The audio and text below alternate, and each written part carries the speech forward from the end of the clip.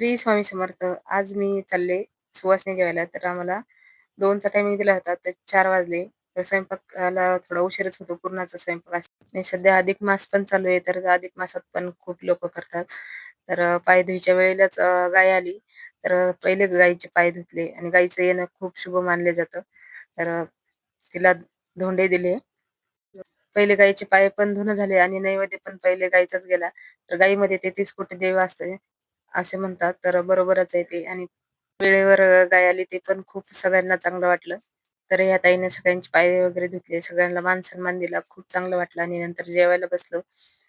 थोडंसं यांना वाढण्याची मदत केली आणि मग वाढून घेतलं. जेवायला बसले. सगळ्याजणी मस्त जेवायला बसलो आणि हसत बाहेर गेले की कुठं खूप बायकांचं चालतं हसत-खेळत जेवत.